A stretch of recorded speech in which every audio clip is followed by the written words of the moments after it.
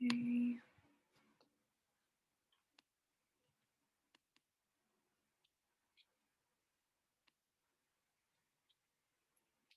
Okay, so this is my video project. I'm doing prompt number 2.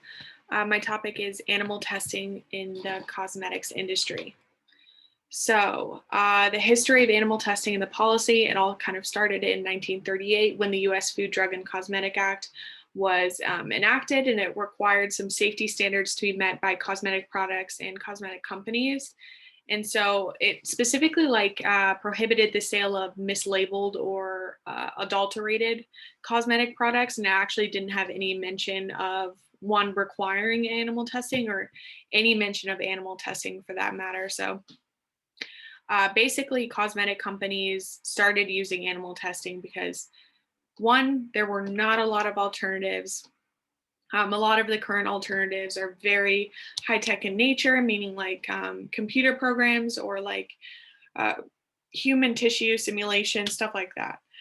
And then also, it was just kind of an effective and economic way to test new ingredients or current ingredients without it being unsafe to the consumer and also meeting those standards outlined in the act as well, which an economic advantage is still the reason, like the main reason behind why animal testing is still a thing in the big cosmetics industry. So yeah, there's not a lot of court cases about it. It's just not really talked about very much in at least US courts, not in a super significant manner. There are some other court cases in other countries, but I mainly wanted to focus on the US policies. So yeah, so a big social movement started when Henry Spira, he waged a pretty successful campaign to get the cosmetics company Revlon to stop using the Draize test in 1980.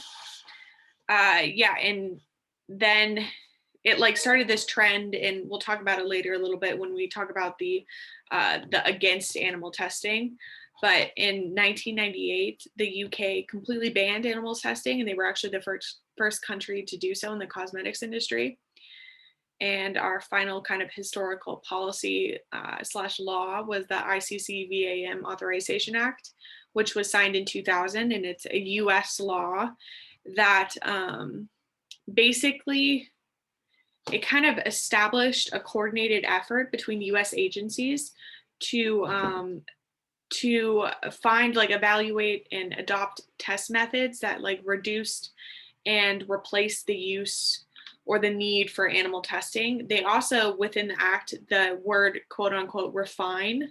So they wanted to refine different methods to refine animal testing, which is interesting because this act was good in nature, and it did open kind of a platform for US policies to be made regarding animal testing, but it wasn't super effective.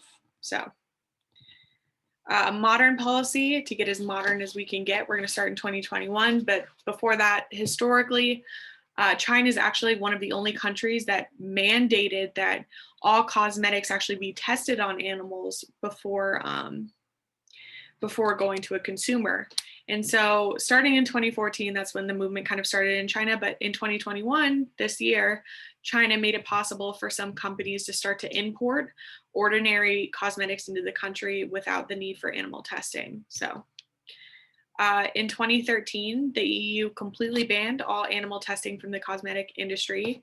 And a bunch of countries and also US states followed suit. So the US states were California, Illinois, Nevada, Virginia, and Maryland. And then the countries were Australia, Colombia, Guatemala, New Zealand, South Korea, Taiwan, and Turkey.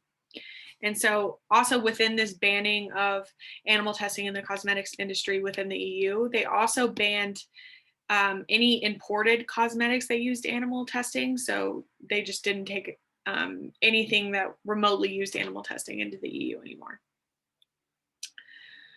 So the pro animal testing narrative. So to kind of start a little backwards, right now in 2021, it's pretty outdated, both from an academic research perspective, but also a social perspective, to still proposition that animal testing is a necessity, especially with all the science and all the movements and why it's inhumane and stuff like that. But when PETA and like the Humane Society, and when there was a gap in the research in the early 2000s, that's when groups like this, which the pictures of is called Speaking of Research, were kind of able to rise up. And that's because they came from a narrative perspective of being on a pedestal, being more important than the people that they're talking to, or more knowledgeable than the people they're talking to. So they had a very you are inferior scientifically just because you don't have a background. So I'm going to tell you why scientific animal testing is necessary in the cosmetic industry. And because people in the pro animal testing realm did not mention, like purposefully did not mention that there were alternative methods. So yeah, scientific in nature, very, do you care more about humans or animals? Because it's a necessity, so you have to decide. Yeah, and then this organization I was talking about, Speaking of Research, started in 2006, kind of became like a blog / magazine forum in 2008, and they started their campaign, their narrative, by this kind of rhetoric that you see on some of these signs. It was basically anti-terrorism to counter the super aggressive rhetoric and incidents perpetrated by extreme animal activists, but also PETA, and yeah, some celebrities were also part of it, but they did that to counter it. So it was anti-terrorism in nature. And then they completely switched their narrative in the past few years, just because it's become so socially unacceptable to kind of be a supporter of animal testing, especially in the cosmetics industry. And so they changed it to animal testing is a necessity, but inhumane animal abuse is not and should not be a thing. Which actually there are some similarities between that rhetoric and some one side of the coin when you think of the against animal testing realm, which I'll go into right now. So against, very emotional in nature, and it has been since the very beginning. It gets a lot of people fired up, and that's the point.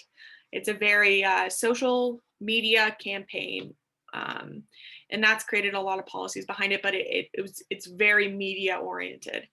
And so it transitioned, like I said, from pretty aggressive rhetoric and incidents to actually using research and logically explaining alternatives while still using emotional strings to like pull just at will through, for instance, a short on YouTube from the Humane Society, or through ads on television, or pictures on the internet, or released merch that say different slogans that are against animal testing, stuff like that. But the thing that I wanted to emphasize, I was kind of talking about, is that the against animal testing narrative split into two kind of within the 1970s. So one way it went towards the animal rights, which is basically it just emphasized animal rights, and animals have welfare, and they believe that humans in no capacity should be able to use animals or harm them in any way and anything like that. Just basically totally prohibits any exploitation of animals. And then animal right or animal welfare believes that like animals can be used by humans, not just necessarily within the testing realm, but they can be used. They just have to be in a humane manner, which is where that similarity comes in with the pro narrative, although the against takes a slightly more critical turn when looking at the animal testing that's going on. So yeah, and then yeah, it's really interesting because there's a lot of similarities within the animal rights sector of the against animal testing realm that's very similar to like vegan and vegetarian culture, in that the platform that they take is basically subservient or inferior to the planet as a whole, rather than like a single entity or group of people. It's the planet. and thus exploiting animals, exploiting anything for that matter is not very beneficial to humanity. So yeah, yeah, that's about it. And then here's my citations. Yeah.